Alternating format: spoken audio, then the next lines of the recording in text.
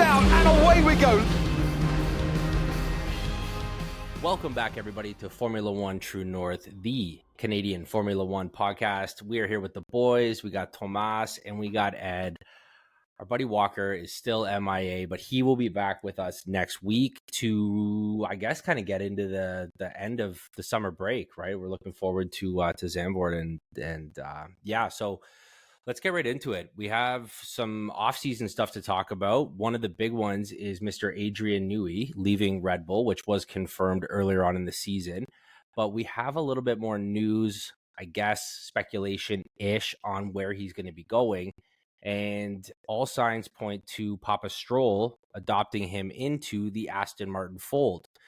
So let me ask you guys, what do you think about this and him picking Aston Martin over top of the likes of Williams, where he came from, over the top of McLaren, which looks like they're on a good trajectory, or somewhere like Ferrari, which is, most would call one of the pinnacles of motorsport, especially in Formula One, paired with Lewis Hamilton, right? What about a dream team there? So let me get you guys' thoughts on where you think Adrian Newey is going and why you think he's going there.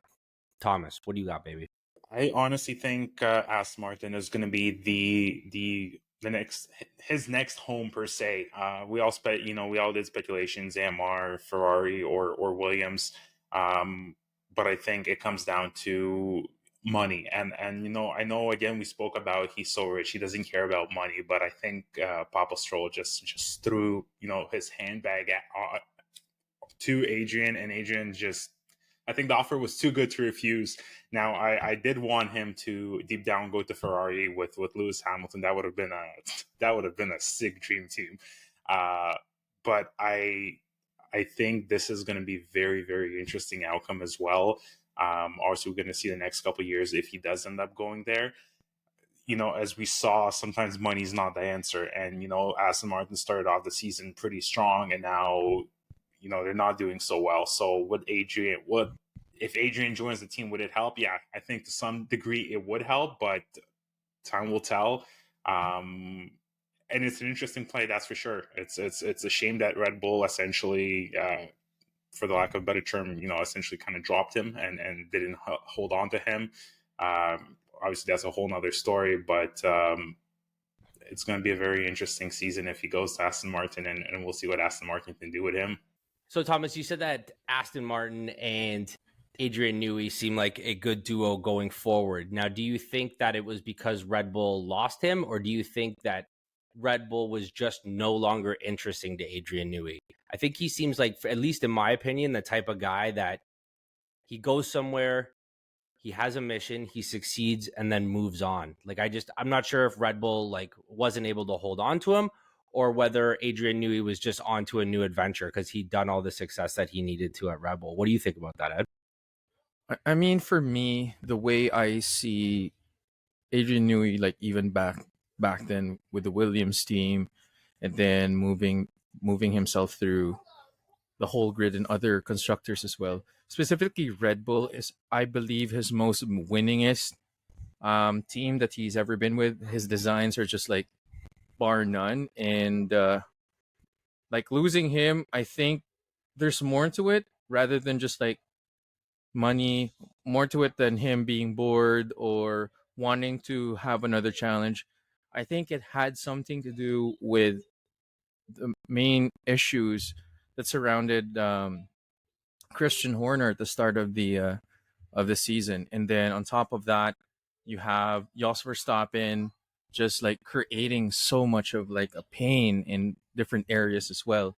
And I mean, if you're a guy that's well known in terms of what he can do, and if he has options for different companies, different teams, I myself would jump at that opportunity to do that, because I believe that it's a way for him to kind of free air, just like any other race car driver. Free air is always king, and he's able to be a little bit more free in terms of what he designs and what he can do.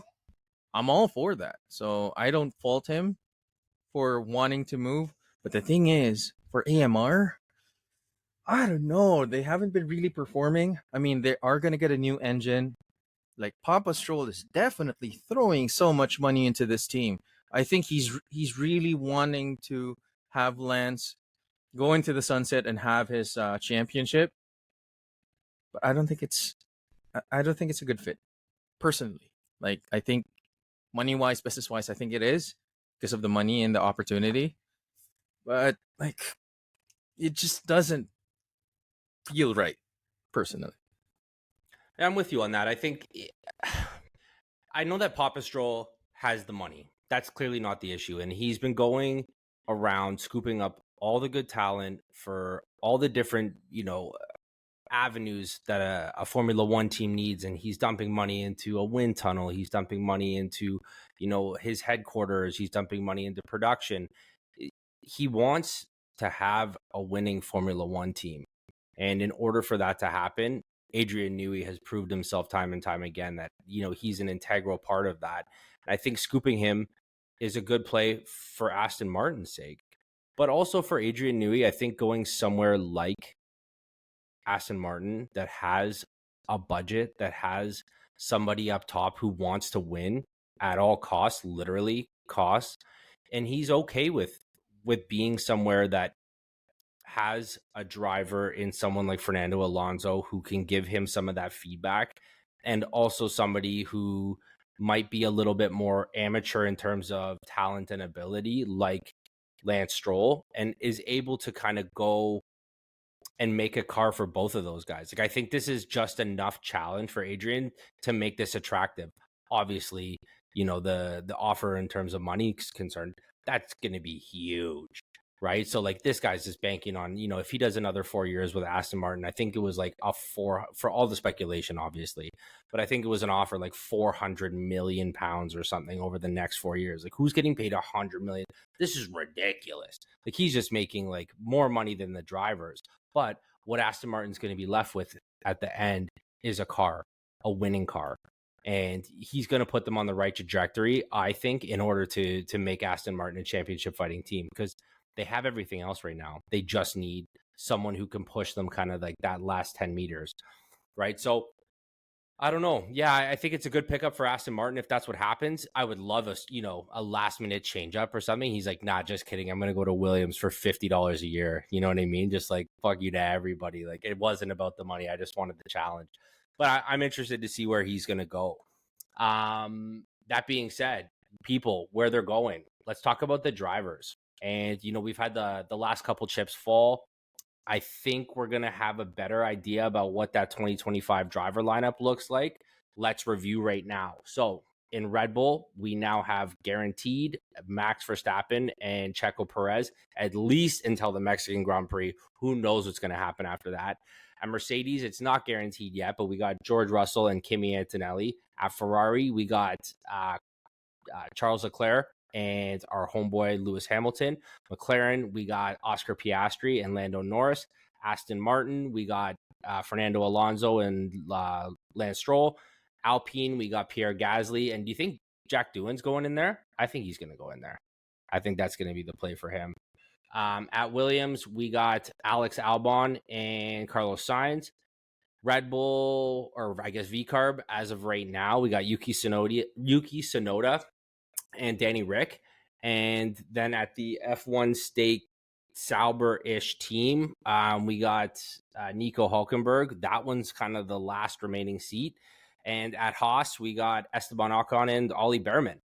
So like that's a quick what's left, but there's not a lot of room. In my opinion, I think the only seat left over is Bottas, and I don't know where he's going. What are you guys' thoughts on that? So as I read it somewhere actually a couple of days ago, as much he's with stake right now, obviously. But when Audi is picking up where stake is left, he is basically the most experienced driver that's left on the grid.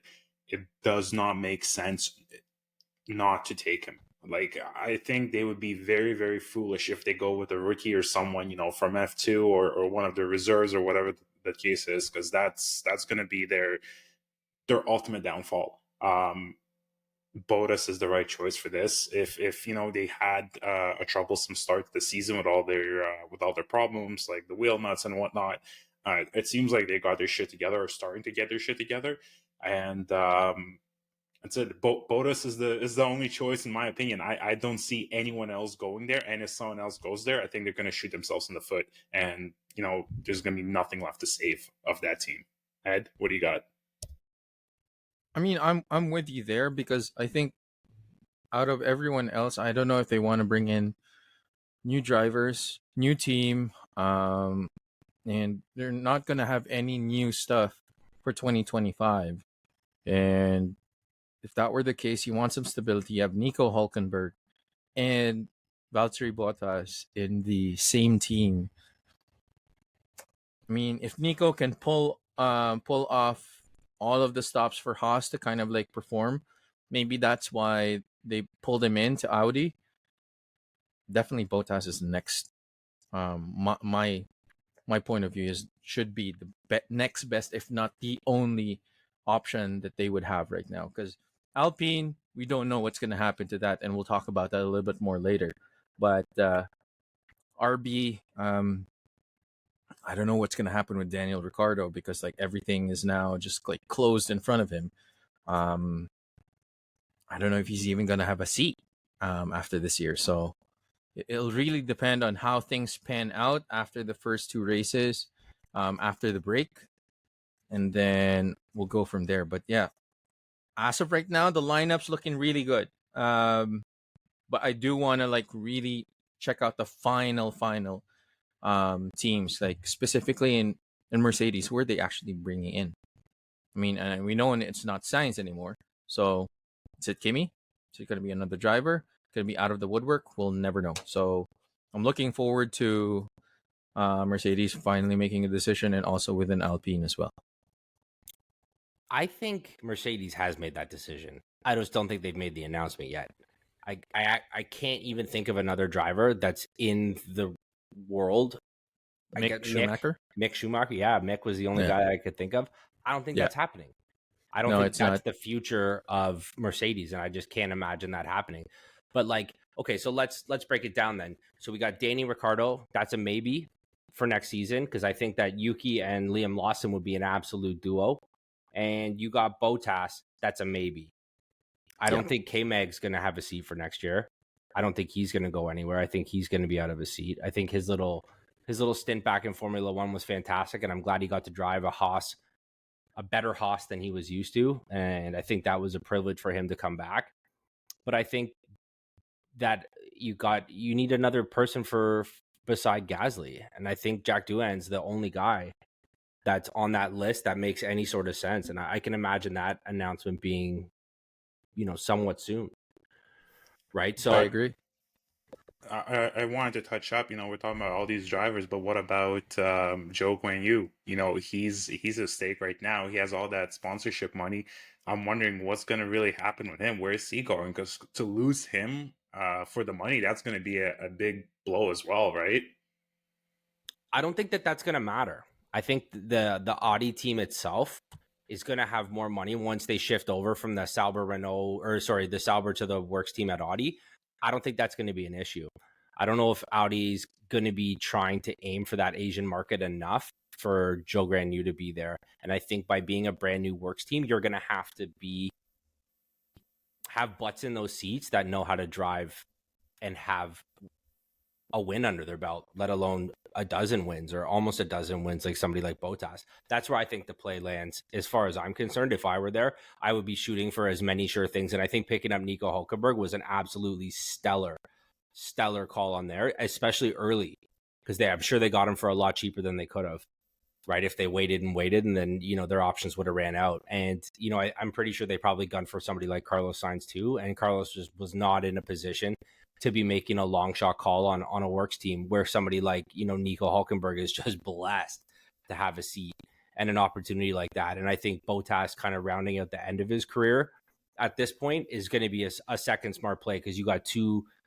They're not the best drivers in the world, but those guys are amazing and they're consistent and they're just what you need in order to build a team around a car, and have those cars be in the hands of drivers that know what they're doing. Speaking of people who have no idea what they're doing, let's talk about Alpine. How's that for a segue, boys? Oh my gosh, here we go. Yeah, Ed, you've been more excited about this than anyone, so I'm just gonna let you have at it, my guy. Well, thanks. And I don't know, it it it boils down to business at this point. Like I've been listening to a bunch of different podcasts and also different YouTube videos, and also some different articles as well on the net. Like I think the biggest problem right now is when Alpine announced that they might consider having a Mercedes engine. Um, and to make the long story short, in terms of like the financials on that end, next year for 2025, I think their cost cap is 130 million from 95. And in order for you to build your own engine, based on what Bruno Faman said, it's going to be around 80 million compared to you purchasing an engine, which is 17 to 18 million. Very, very big difference there. And with the fact that there might be there's some talks and murmurs in the air because of um, Renault might actually decide to pull out, and their majority stock of Alpine is going to be sold off to someone, and that's where it like kind of comes in now to a bunch of different other rumors that come into play. Um, High Tech being one of those partners that Alpine has, and who is connected to High Tech. And I'll give you guys a really, really good clue. He spins a lot. Yes, you heard that right. Mazepin. Nikita Mazepin, the disgraced race car driver out of Ural Kali. And there might be an opportunity for him to actually come back because of that connection. Again, very, very um, high chance, or rather low chance or high speculation, but we won't know. But yeah, there's a lot of things happening right now. And on top of all that, like something that's very like current, and because of that issue of the engine being Mercedes, hopefully for next year, if not even in 2026, is there could be a pending strike too from the engineering team, from the factory, because they were not told. They were not informed whatsoever. They knew from the news. They knew like everyone else, like all of us. And yeah, that kind of doesn't look great. No, it's not a good look at So all. That's not a good definitely look. not. And yeah, it's going to be a painful few weeks. I mean, even right now, they're probably deliberating on what's going to happen next. If there's going to be a sale, if there's going to be new investors. Nikita Mazepin coming back? I don't know. We already have Stroll. That's enough. So from what I heard, I want to touch on a couple of those points because I think you're right. I think, at least from my perspective, at least from what I'm been reading as most recent, that the engine part is not a negotiable anymore. I think the engine part is like set in stone, that Renault is going to be pulling out, and that they will be buying and be a purchaser versus a works team. And if they're going to be a consumer and be buying a Mercedes engine, these parts are starting to fall into place, especially with the majority sale of Renault or Alpine out of Renault. And I think this is looking like all the parts of a sale. Like, I think Alpine might get sold. And now, is this an opportunity for somebody like Cadillac Andretti to jump in? Because they were begging to get in, but they've shown no interest at all. But you know what? If I was going to be buying an F1 team, I wouldn't want to look like I was super excited about it either. I would probably play the hard to get card, you know what I mean, in the negotiations.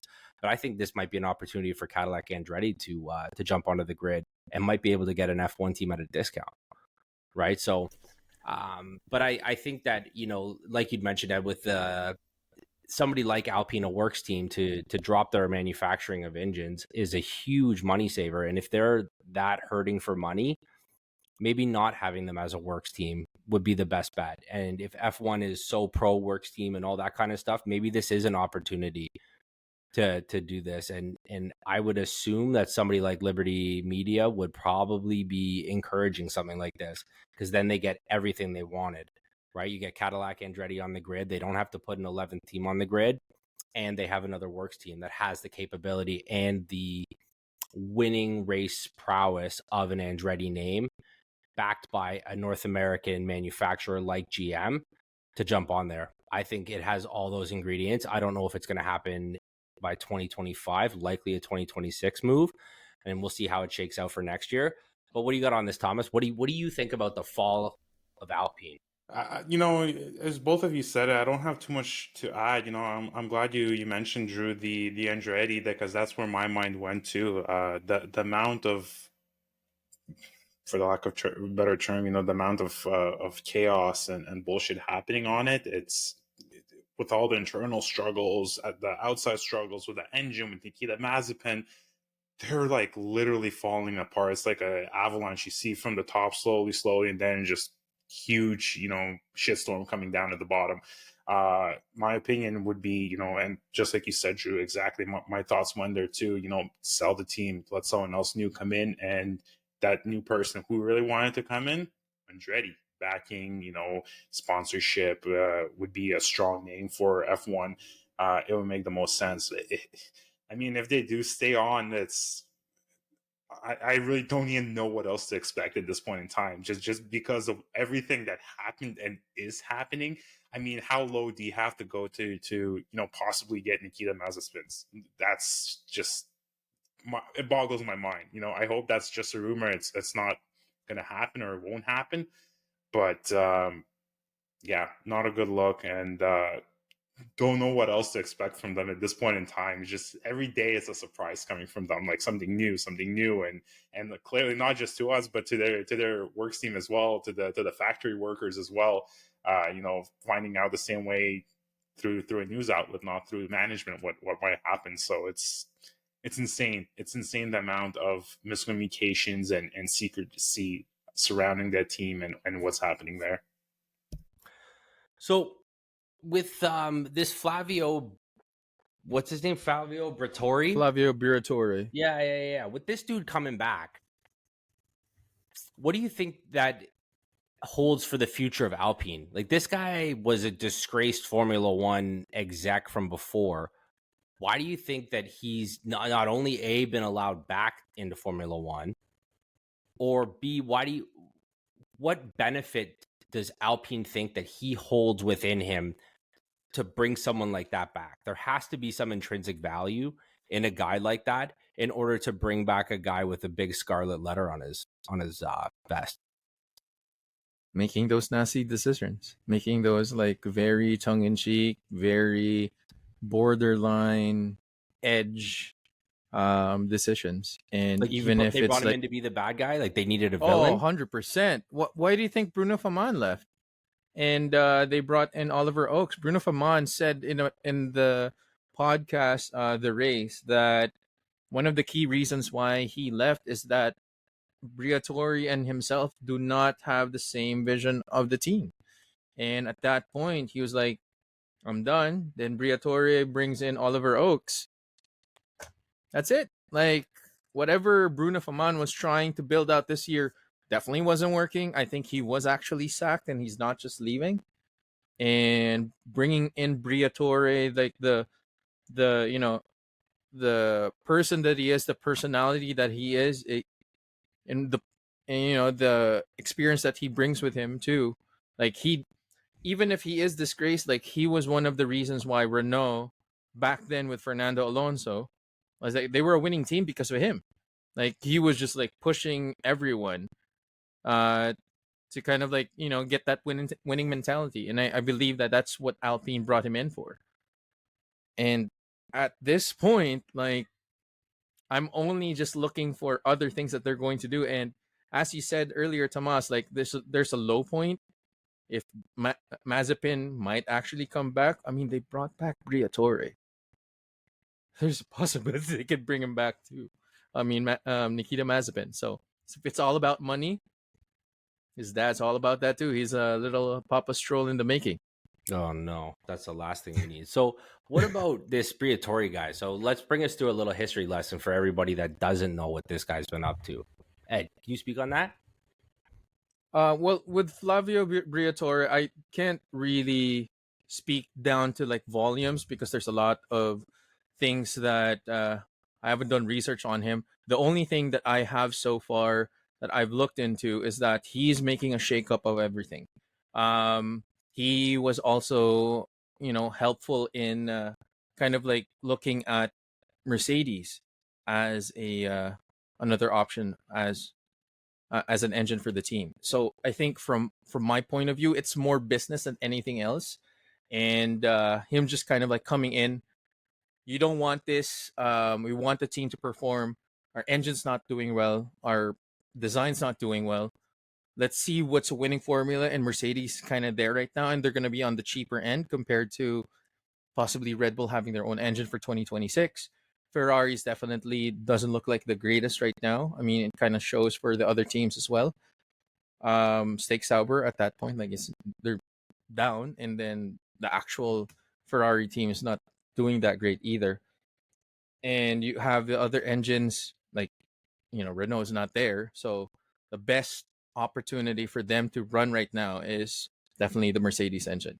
So with Briatore coming in, like I'm only worried if there's going to be other different factors that that could like mimic what had happened um, with the Crashgate scandal, wherein Nelson Piquet Jr. deliberately, allegedly, deliberately crashed the race. I forgot what race it was in order for Alonso to get more points and be able to win the championship. So it's very sketchy at this point, and I don't know what Alpine is doing, and it's getting to that point wherein if they can see Stroll doing all of this, why can't they do it? That's kind of like what I'm seeing. It's all about a business decision at this point. So, does Formula One have a new villain? Do you think him coming back to Possible. the grid, being in the paddock, do you think he's going to be the guy that people just love to hate? Because we need one of those. You always need a bad guy. I think he's going to be revenge season. He's going to be He's able going to to come back. It's going to be revenge season for Flavio Briatore. He's like, you guys kicked me out. I'm back. Good for him. I like that. I like that about him. Basically, correct me if I'm wrong, but the way, Drew, you asked how was he able to come back to F1? And from what I read, I think there was a loophole where he's not like officially part of the team, but like a consultant of some sort. So I think that's how he was able to come back. But as Ed said, man, like it's kind of funny if he's gonna come in and he's like gonna be like essentially, hey, I'm back, and everyone can suck it, and as you said, it's gonna be a villain of the paddock, and but then again, who knows? He might not pull the same strategy, although I don't see that happening. He's probably gonna do the same, but benefit of the doubt, maybe he changed, maybe he has new tactics, maybe he's gonna play nice. But again, time will tell. All right. Well, I'm pumped. I'm actually a little bit excited about him coming back because Alpine, if they needed anything, they needed a shakeup. They needed something new that was going on because whatever they were doing wasn't working. And I know you got Pierre Gasly and Ocon's over at Haas now, but you got a couple of these drivers for the rest of the year. Use it. I think Jack Doohan coming in is a good call. I think he's a very solid driver. Do I think he's a future champion? I don't think so. But I think he's a good driver, and I think he's what Alpine needs as a rebuild, if that's what their plan is. And if it ends up being taken over by somebody else, I think Jack Doohan will be a good person for somebody to buy in terms of putting a butt in that seat to make a comeback, especially as a works team if Cadillac Andretti ends up coming in to do that. I'm just looking forward to the summer break to be over and then back into racing at this point.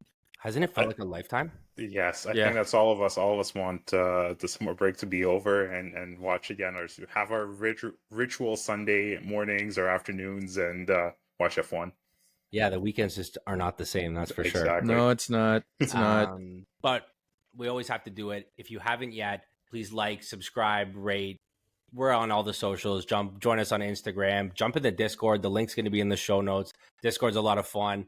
But we got our Instagram, TikTok. Check out the YouTube channel. If you guys are watching this on YouTube, awesome. We appreciate it. Don't forget to like and subscribe. It goes a long way with the algorithm and to help us get some videos out there. So we appreciate it. Boys, that's it.